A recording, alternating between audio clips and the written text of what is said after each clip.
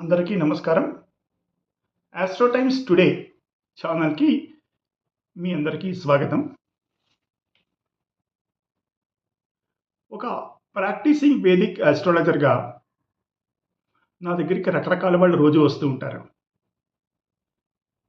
కొంతమంది వివాహాల గురించి, వాళ్ళ ఉద్యోగ జీవితంలో వాళ్ళ ఎదుర్కోబోయే కష్టాల గురించి కానీ, వాళ్ళ ప్రాస్పెక్ట్స్ గురించి కానీ, వాళ్ళ పిల్లల చదువుల గురించి కానీ, అలాగే విదేశీయానం, లేకపోతే రకరకాల వాళ్ళు ఫేస్ చేసే జబ్బుల గురించి కానీ, ఇలా రకరకాల వాటి గురించి నా దగ్గరికి రోజు రకరకాల మంది వస్తూ ఉంటారు. అయితే అప్పుడప్పుడు నా దగ్గరికి కొన్ని కేసులు వస్తూ ఉంటాయి. వాటిల్లో మనం ముఖ్యంగా మాట్లాడుకోవాల్సింది ఈ ఆత్మహత్యలు. కొంతమంది ఉన్నట్టుండి సడన్గా ఆత్మహత్య చేసుకుని చచ్చిపోతూ ఉంటారు. ఓకే, ఇలాంటి చార్ట్లు నేను ఒక 12 దాకా చూశాను ఈ మధ్యన. అది ఎందుకు, ఏ గ్రహాలు ఎలా, ఏ గృహాలు ఎలా కారణమవుతున్నాయి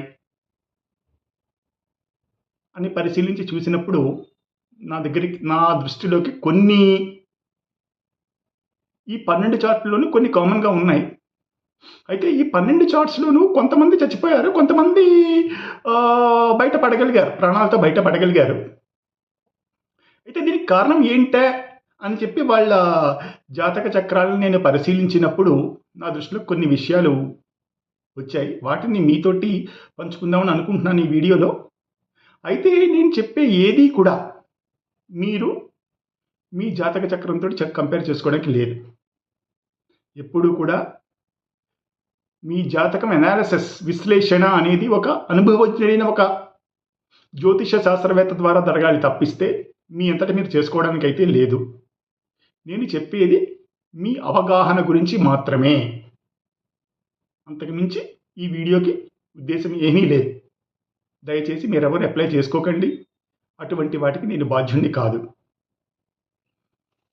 ఓకే, అయితే మన జాతక చక్రంలో 4వ స్థానం, సుఖస్థానం అంటారు ఆ స్థానాన్ని.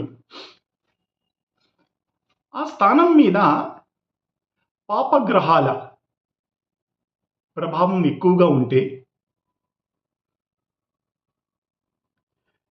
లేకపోతే ఆ 4వ గృహం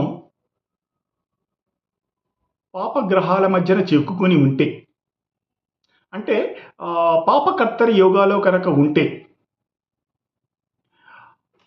ఆ వ్యక్తికి ఒక రకమైన మనశ్శాంతి, జీవితంలో సుఖం అనేది ఉండే అవకాశం లేదు అని చెప్పి జాతక చక్రాలు చెప్తాయి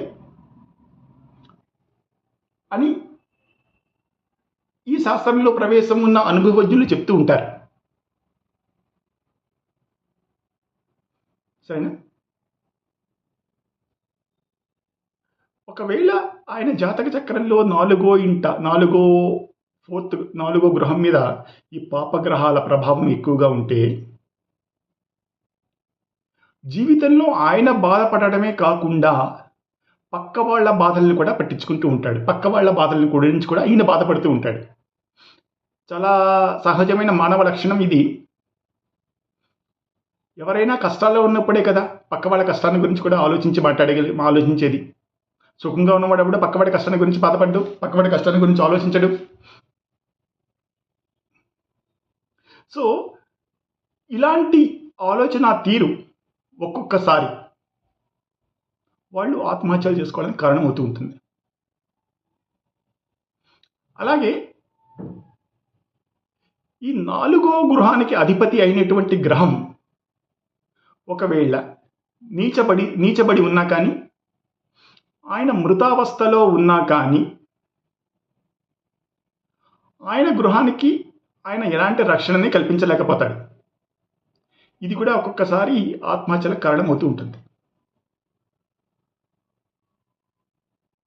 లేకపోతే ఈ 4వ గృహానికి కారణమైన గ్రహం చంద్రుడు, లేకపోతే పంచమ గృహానికి కారణమైన బృహస్పతి కానీ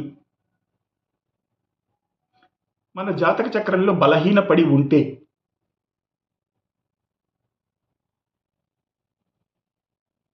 వాళ్ళు కూడా ఆత్మహత్యలు చేసుకోవడానికి కారణమవుతూ ఉంటుంది.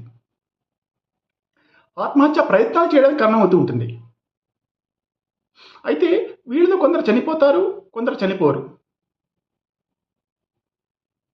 ఈ గ్రహాల అవస్థలు ఇలా ఉన్నాయి కాబట్టి వాడు ఆత్మహత్య చేసుకుంటాడని చెప్పి మనం చెప్పలేము. దేనికైనా కావాల్సింది ఆ దశలు, అంతర్దశలు వచ్చినప్పుడు మాత్రమే. ఒకవేళ ఆ దుస్థానాధిపతుల గ్రహదశలు నడుస్తూ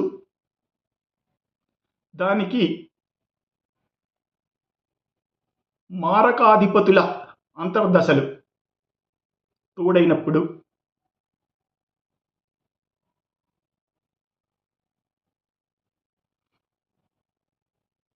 ఈ గృహాల మీద 4-5 గృహాల మీద గోచారంలో కనుక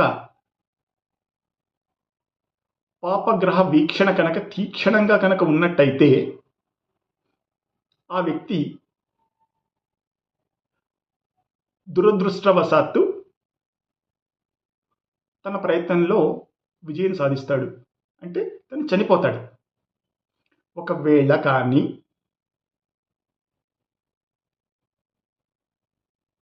దుస్థానాధిపతుల దశలు నడవకుండా, మారకాధిపతుల అంతర్దశలు నడవకుండా